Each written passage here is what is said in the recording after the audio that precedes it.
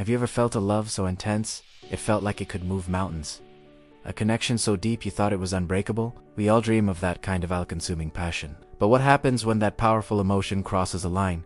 When Kea turns into control, and affection twists into obsession? It's a subtle shift, a slow descent into a dangerous place. And today, we're going to explore that fine line between profound love and destructive fixation. We often romanticize the idea of a love that knows no bounds. Movies, songs, and books tell us stories of partners who would do anything for each other, who can't live without one another. And while devotion is a beautiful thing, there's a shadow side to it. This shadow emerges when I Korean, live without you stops being a declaration of love and becomes a statement of fact, a threat, or a desperate plea. This is the breeding ground for obsession. So, how can you tell the difference? Healthy love is built on a foundation of trust, respect, and independence. It's about two whole individuals choosing to share their lives. They support each other's growth, celebrate each other's successes, and have lives outside of the relationship. There's a sense of security and freedom. You feel safe to be yourself, to have your own friends, your own hobbies, and your own opinions, knowing your partner respects your individuality. It's a partnership of equals. Obsession, on the other hand, is rooted in insecurity, fear, and a desperate need for control. It isn't about the other person's happiness. It's about soothing one's own anxiety. An obsessive individual might see their partner not as a person, but as a possession, something they need to secure their own sense of self. This is where we see the first red flags begin to wave, often disguised as intense caring. One of the earliest signs is constant contact that feels less like checking in and more like checking up. It starts with frequent texts and calls. Where are you? Who are you with? What are you doing? At first, you might think it's sweet that they care so much. But soon, it escalates. They might get upset if you don't reply immediately. They might demand to know your passwords, insisting it's a matter of trust and transparency. But true trust doesn't require surveillance. This behavior isn't about connection. It's about monitoring and control. Another significant warning sign is jealousy that goes far beyond normal. A little bit of jealousy can be a natural human emotion. But in an obsessive dynamic, it becomes extreme and irrational. Your partner might get angry if you talk to a coworker, a friend, or even a family member. They may try to isolate you from your support system, convincing you that your friends and family are a bad influence or that they don't really care about you. They'll tell you, "I'm the only one who truly loves you." This is a classic tactic of control. By cutting you off from others, they make you more dependent on them, which tightens their grip.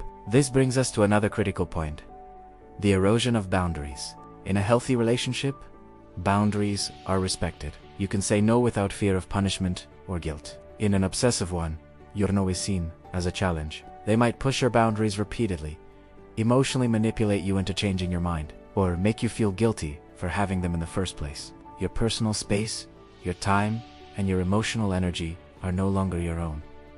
They belong to the obsession. The emotional impact on the person on the receiving end is devastating. You start walking on eggshells, constantly worried about triggering your partner's anger or insecurity. You second guess your own decisions, your own friendships, your own reality. This is a phenomenon known as gaslighting, where the obsessive partner makes you doubt your own sanity. They might say things like, "You're being too sensitive," or "That never happened," or "You're imagining things." Over time, this erodes your self-esteem and makes you feel like you are the problem. You might start to believe that you are difficult to love, that you are the one causing all the issues. It's a lonely and terrifying place to be. You feel trapped, often because the obsession is still intertwined with moments of intense affection and what feels like love. After a huge fight or a controlling episode, the obsessive partner might become incredibly apologetic, showering you with gifts, compliments, and promises to change. This is called love bombing. It's confusing and disorienting. It makes you think, maybe it's not that bad. Maybe they really do love me. This cycle of control, explosion, and reconciliation is incredibly powerful and makes it very difficult to leave.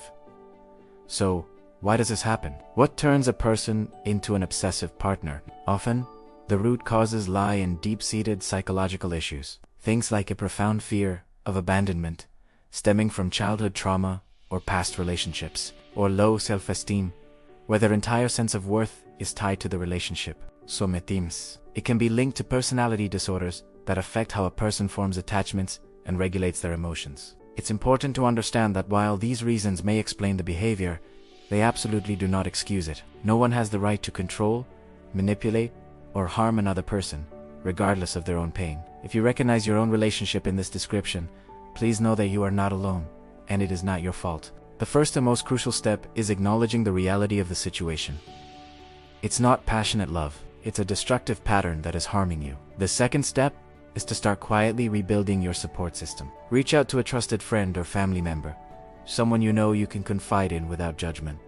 Let them know what's been happening. Having someone on your side is vital. Seeking professional help is also incredibly important. A therapist can provide you with a safe space to process your experiences, rebuild your self-esteem, and develop a strategy to safely navigate your situation. There are also hotlines and organizations dedicated to helping people in emotionally controlling or abusive relationships. They can offer resources, advice, and support. Remember, your safety, both physical and emotional, is the #1 priority.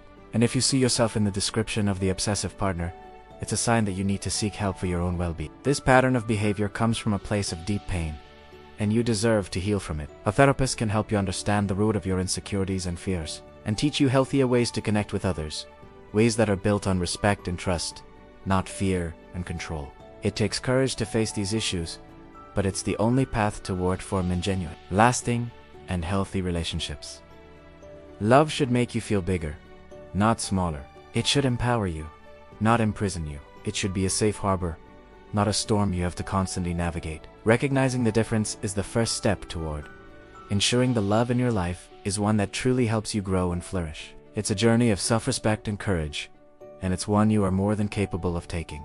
Thank you so much for joining me today to discuss this incredibly important topic. If this video resonated with you, or you think it could help someone you know, please give it a thumbs up and share it. And for more content that dives deep into the complexities of human relationships and psychology, don't forget to subscribe to the channel and hit that notification bell. Your support means the world. Stay safe, stay strong, and we'll see you in the next video.